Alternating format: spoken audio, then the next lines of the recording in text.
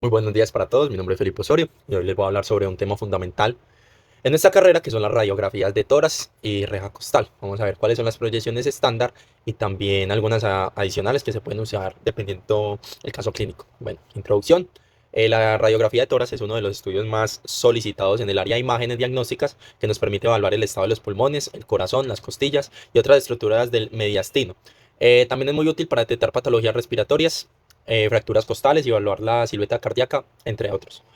Por eso es tan importante conocer bien las proyecciones básicas como la PA y la lateral, y también algunas proyecciones adicionales que se utilizan cuando se necesita ver ciertas zonas. Comenzamos con la proyección PA o posterior anterior. El paciente debe estar en posición erguida con el tórax pegado al detector, los hombros hacia adelante y los brazos un poco separados para evitar la superposición. Se utiliza un kilovoltaje de 100 y 120 kilovoltios y una corriente de 2 y 5 MAS.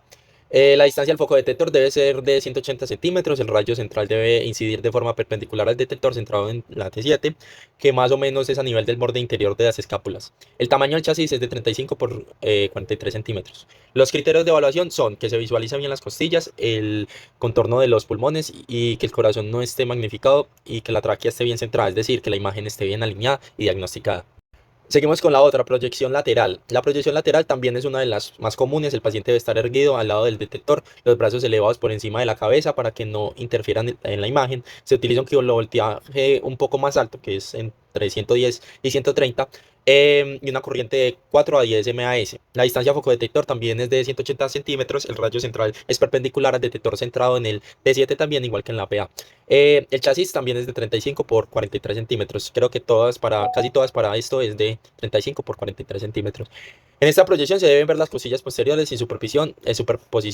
El diafragma debe estar bien definido y se debe de ver contorno del corazón con claridad. Es una imagen que ayuda mucho a localizar lesiones en los pulmones o masas mediastinales. La proyección apical lordótica. Esta es una de las adicionales. Pasemos a esta adicional que es la apical lordótica. Esa es una cuando se quiere ver mejor las apífisis pulmonares, por ejemplo, cuando se sospecha sobre tuberculosis. El paciente debe estar erguido, pero inclinado hacia atrás en una posición de lordosis y con los hombros hacia adelante. Aquí se usa un kilovoltaje entre 120 y 40 kilovoltios y una corriente de 3 a 6 MAS. La distancia focodetector sigue siendo de 180, el rayo central es perpendicular y se centra en el borde superior del tórax. El tamaño del chasis es de 35 por 43, como lo que hemos venido diciendo, y el criterio principal de esta proyección es que se vean las ápices pulmonares sin la superposición de las clavículas aquí como lo vemos, lo cual es clave para la evaluación precisa de esta zona. Ahora por último hablaremos de la proyección oblicua. Esta proyección es otra adicional que se utiliza sobre todo para evaluar fracturas costales o lesiones localizadas en zonas específicas.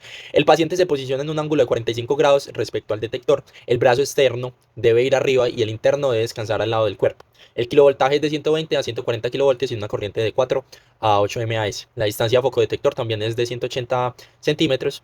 El rayo central es perpendicular, centrado en la región torácica que queremos estudiar. El chasis también es de 35 por 43 centímetros. En esta imagen buscamos que las costillas y los tejidos blandos se vean claramente sin superposición que impida el diagnóstico, que sea se usa mucho es cuando el médico necesita evaluar una costilla en particular o una zona específica de tórax.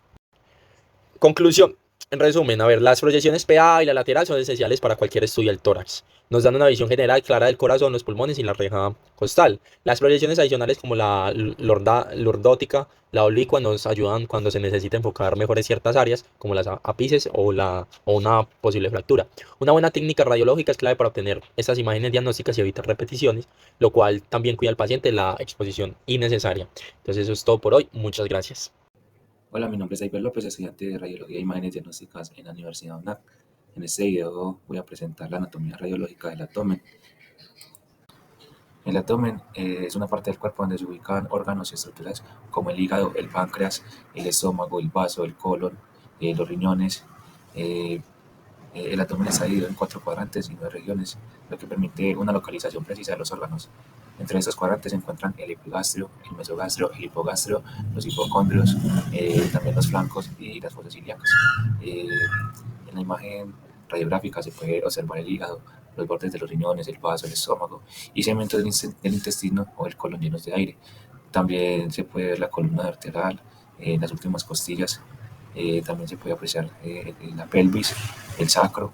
Se pueden ver las alas ilíacas equidistantes a la columna vertebral. También se puede las ínfisis y las espinas isquiáticas y parte del agujero obturador. También se puede ver parte de la cabeza del fémur. Bueno, esa es otra imagen radiológica del abdomen con el paciente cuando está ubicado de pie, o sea, en una posición de bipestación. Se observa muy claro que está de pie porque se aprecian los niveles hidroaéreos muy breves en la parte de los intestinos y el estómago. En esta imagen también se puede apreciar los cuerpos vertebrales con sus pedículos, las apófisis transversas y los espacios articulares donde van ubicados los discos intervertebrales. También se aprecian los diafragmas, el estómago, el hígado y asas intestinales, como dije anteriormente, llenos de aire, interpretando los niveles hidroaéreos. Se observa, como le dije, el hígado, los riñones, el estómago. También se puede observar las alas ilíacas equidistantes a la columna vertebral y parte de los pulmones. Bueno, buenas noches, mi nombre es Sebastián. Voy a hacer la exposición de las proyecciones básicas que se emplean para la zona lumbar y la zona sacrococcígea. Bueno, aquí presento, ¿cierto? Aquí vemos un poquito pues, las imágenes que normalmente se emplean o los criterios de evaluación posterior a la proyección radiológica.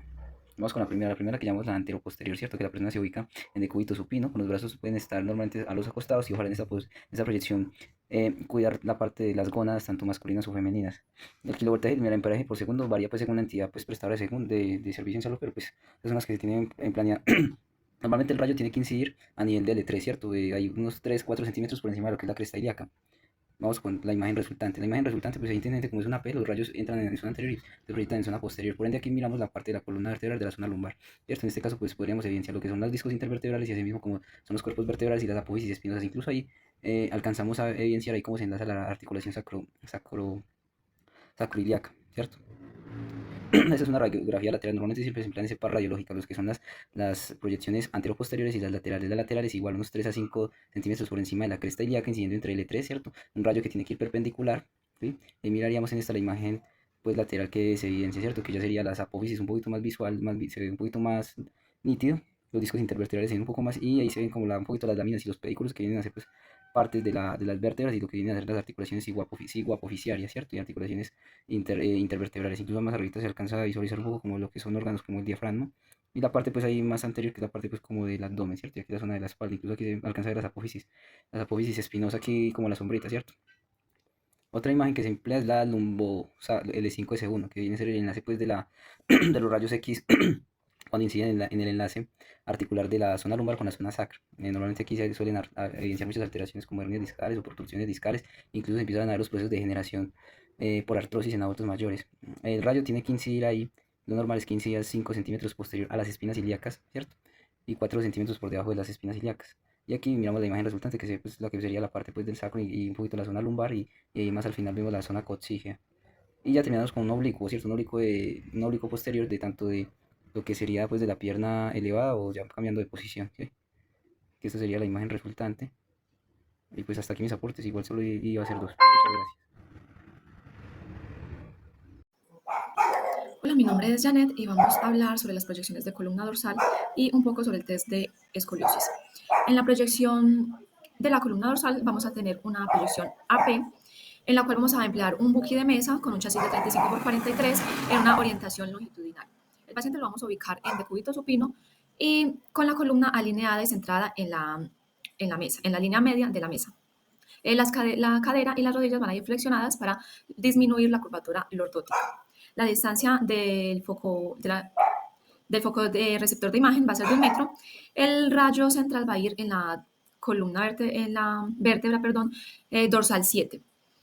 La técnica que emplearemos será de 65 kilovoltios y 32 miliamperios. En los criterios de evaluación vamos a tener las apófisis espinosas que deben de aparecer dentro de los cuerpos vertebrales y equidistantes de las articulaciones esternoclaviculares, lo que nos va a mostrar que no hay una rotación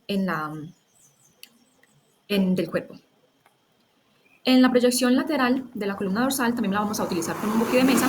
El chasis será de 35 por 43 con una orientación también longitudinal. El paciente de igual manera va a ir en decúbito, pero esta vez lo pondremos lateral con los brazos cruzados y hacia adelante con la cabeza erguida. La distancia focodetector va a ser de 1 metro también. El rayo central esta vez va dirigido en la dorsal 7. La técnica será de 67 kilovoltios y 40 miliamperios.